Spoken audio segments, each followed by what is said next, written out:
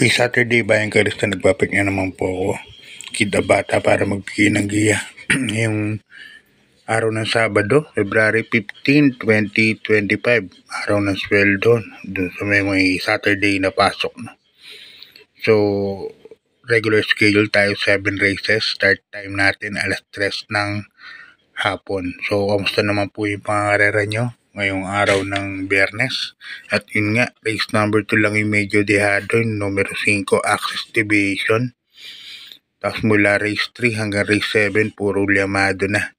So, sa mga rota ng malaki, siguradong talo sa puhunan. Kasi 1-4 lang po binigay ng take-all. At ang pick 6 natin, 1100 lang. 1,177. So yan, start na tayo, Bayan Karista. Race number 1. Isang 3-year-old maiden race, group race. Number 6, meron tayong 6 runners po. Dito sa race number 1, distansya natin lahat, 1,400 meters. Excuse me, first case ko, numero 6, dihado ko. Rapa Bell. Yan, sasakyan ni Jackie Chris Garganta. Na-impress ako nung nanalo nakaraan yan. Si Rapa Bell. Hindi pa naunak yung sahib. Pero parang nag-mature na yung kabayo. Tingin ko, pwede pa ulit makaulit to. Kaya dito ako dihado, numero 6, Rapa Bell. Second case ko, sandihado rin. Numero 5, Dixie Sky. Niya anak ni Dixie Gold. Kay Christmas Sky. Saka ni Patty Ramos Dilema. Mainam din yung panalto, 1.28. Kaya yan, 6 and 5 po para sa race number 1. Good luck, Bayan Karista. Lipat tayo sa race number 2. Isang rating base last 5, 11 points to 15 points split group.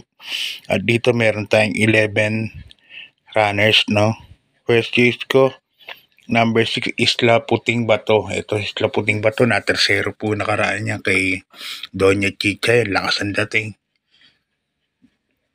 Kaya tingin ko malaki panalo, no? Mabigyan lang ng importansya. Second case ko, number 11, My Dad Bogart. Sasakyan naman ni Abu de Ocampo. Ganda yung numero niya. Nasa pinakalabas. Third case ko, medyo dehado. Numero 8, The Price is Right. Sasakyan ni Ona Baldonido. Baka mauna to. Baka pwedeng iuna to bukas. Araw ng Sabado. O kaya dito sa race number 2, 6, 11, and 8 po ako. Okay, good luck, Bayan Karista. Lipat tayo sa race number 3. Isang rating base class 4, 28, 33 points. At dito meron tayong 8 runners but 7 betting options lang po. First case ko, numero 8, American Paria. Sasakyan ni Jackie Gel Seco Jr. Si American Paria, segundo po yan kay Midnight Cat, isang regular race. Kaya sa tingin ko itong horse to beat dito. Numero 8, American Paria. Second case ko naman yung numero 1, The Kiss, galing sa Panalian. Yan ang may second best time. Patty Ramos Dilema naman ang sasakay. Baka mag-umento. Kaya siya ang ginawa kong proteksyon. Kaya dito sa race number 3, dalawa pili ko, numero 8 at numero 1. Okay, good luck, Bayan Karista. Lipat tayo sa race number 3. Race number 4. Ang race number 4 natin sa rating base, class 5, 6 points to 10 points split group. At dito meron tayong 9 runners. Yan, may dihadong patok ako rito, numero 9, Color Blast. Ito, pag nilabas nila to, pag nilaban to, tingin ko walang sabit po yan. Numero 9, Color Blast. Yan. Second case ko, protection, numero 2, Cool Mom. Sasakyan ni Jackie JB Pakay. Pero si Color Blast, pagka nalaman kong labas to, baka suluhin ko na po sa aking rota yan. Numero 9, Color Blast. Dati naiiwan to, ngayon maganda na sumalida. Although sa huli pa rin ang gagaling, pero maganda na siya sumalida ngayon. Kaya yan, good luck, Bayan Karista. Lipat tayo sa race number 5. Ang race number 5 natin, isang rating base, class 5, 11 points to 15 points split group.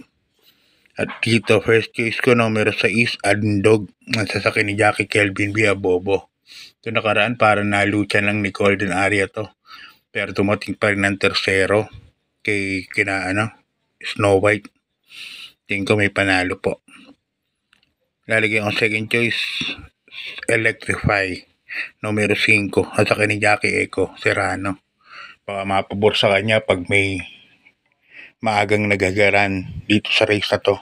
Dahil marami mabilis dito, Great Connection, Windstorm, Alindog, Blue Thunder. Yan, super bibilis niyan. Pag nagkaroon ng likhahan, baka si Electrify po ang makakuha ng pabor.